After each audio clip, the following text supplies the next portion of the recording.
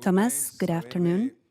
My question is, we want to know, Ismael Diaz said that he completed the warm-up. We were left with a doubt if he's doing well or not, considering the circumstances. And for Jose Cordoba, the feeling of being in this Copa America and having to give it all and be the leader of the defense for the Panamanian national team. Hello, good afternoon. Well, as to Isma, he was complaining of some discomforts yesterday, so we chose for him not to train.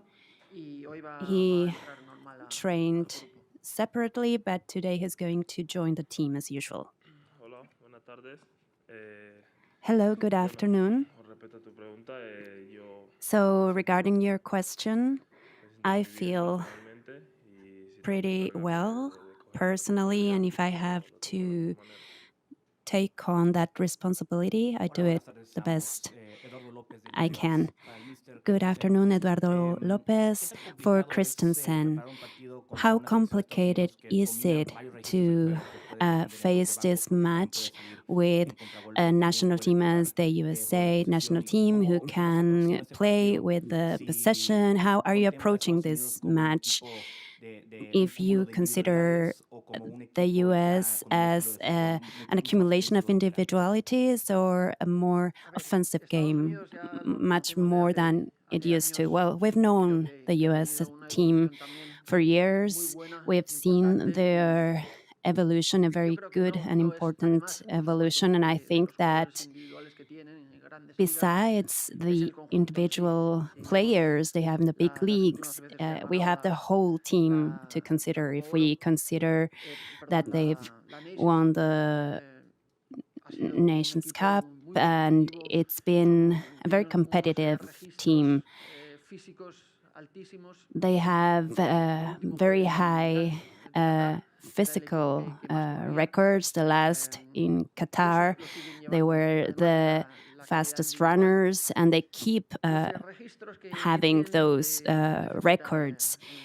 In terms of defense, mid, low, they do this in different manners. They have several records, and this makes it harder for us.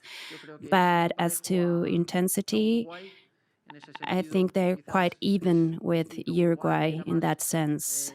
Maybe unlike Uruguay, it was more man-to-man, but in this case it's more zoned. Jose Rodriguez for COS, good afternoon. Thomas, in terms of the state of the field, how did you find it when you stepped foot on it? You were also wandering around. So how did you find it? And do you think you're going to start with two center forwards, Guerrero? This is the possible scenario. Are you considering this scenario? And for Jose, the defense leader, how much do you speak to Fariña and Liber? Okay, let's see. We've just stepped a foot on the field in the pitch. It's a bit better than the final of Copa Oro against Mexico. It wasn't in a good condition at that time. And this was because yesterday we were training with below standard condition. We have 59 wide meters, and if you want to train on the tactical aspect, that gives you some restrictions. And we have 2 days to carry out the tactical work. And it's not real because we're going to a pitch that doesn't meet the minimum standards. There's always an option to play with two center forwards, 4-4-2, or maybe a five line, 5-3-2. That's an option. Well, with my teammates being as young as Fariña, I think we have a very good communication. We've talked a lot and we always ask questions to Miller because he's the one with more experience in the national team, and we just communicate the best we can, so we are all aligned and we can do things well. Good afternoon, Thomas Jose from ESPN. Thomas, I wanted to ask you about the match's key aspects. You've already analyzed the US team. We know Panama. What do you think will be the key elements for the game? And Jose, against Uruguay, you also had a steel piece play. What do you think about the details of opponents creating this type of occasions? Well, tomorrow against the US, we need to be very focused in all the situations. I wish, or hopefully, we could play 2 second halves, because that's when we have that reaction, or maybe before the match starts. In our technical talk, we can say we are losing 1-0, so we can come out differently. But I think we have a lot to learn from Uruguay. We have to take the positive. There were a few things that we did well in the first half as well, but we had a quite good level in the second half. And we will be demanded for the whole 90 minutes because the US is playing at home and they're a great team. Okay, in terms of the steel ball, it has affected us a lot. We have been scored, or we've received goals, and we are doing our best to improve that. So that's been quite hard for us, and we'll be more focused in this aspect. Good afternoon, Johnny Mosquera, JM Deportes. I wanted to ask you, what have you emphasized on the most in the last hours so the team comes motivated in the last matches? Their self-criticism had to do with that lack of concentration in the first half. You just said, I wish we played as we do in the second half. How can we correct this for the upcoming match against the US? Well, it's hard to look for a solution, because unless we are motivated in a Copa America, then I don't know how else to motivate them, because this should be innate in a player, but we will try with different means for them to give it their 100%. We know how much we will have to work from the beginning, so we can't be so relaxed or scared. That was the problem. It was the stress or the fear, let's say. Ronnie Vargas del Marcador. Professor, there's a national worry because of our definition. The few opportunities we have, we are not scoring. And another worry is that we are not defending well. It's hard for us to keep our goal at 0. So what can we do about this? Costa Rica had a draw, which is very important, and Panama lost. So how can we strike that balance? What do you think? Well, if you stretch with your blanket, your feet are not covered. If you cover your head, then it's not enough. We try to cover both things. It's complicated. It takes a lot of commitment, a lot of work, but we are working on that. And Brazil, they also had their occasions and they play in the big leagues. They are very good players, but they didn't score. So the same thing for us. So along that line, Thomas, there was a debate that happened. Panama had good criticisms with Uruguay, and Costa Rica defended well, and they earned a point. What is your conclusion? How can you leave a good impression, but then you didn't earn any points? Well, of course, I would have liked to have a point as Costa Rica did.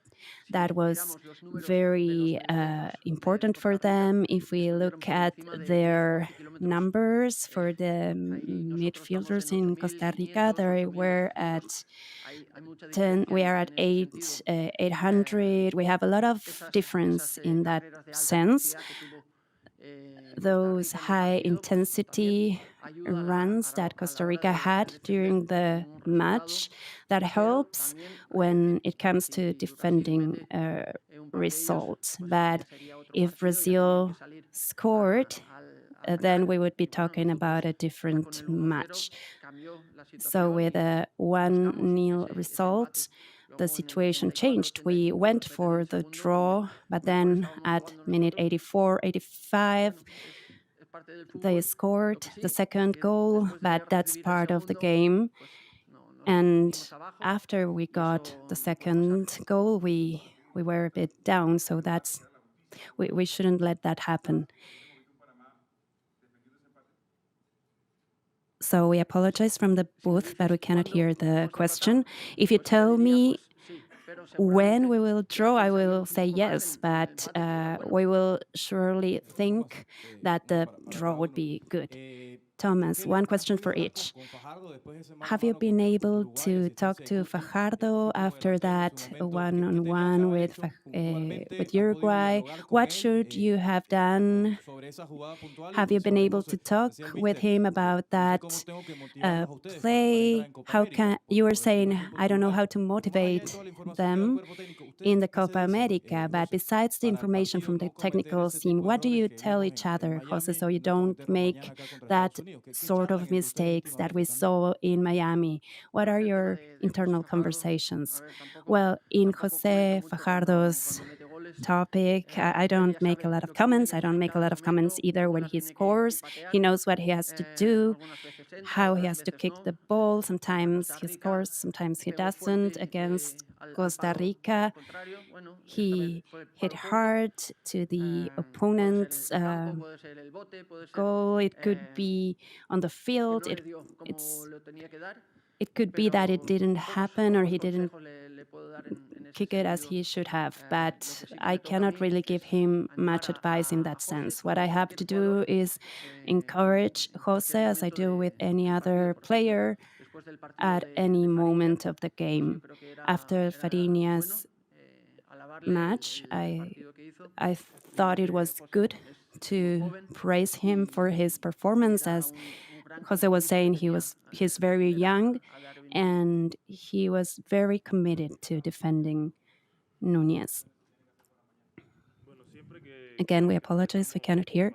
Well, every time we analyze the matches, of course, we make comments when we have breakfast or lunch. We discuss the details, the mistakes, and we all give our opinions to improve. And both myself and my teammates, we are adapting to working together because we haven't played as many games. It's no excuse, but we always try to take and provide opinions, to provide details, and we make comments in terms of needing to improve our weak points so we can become stronger.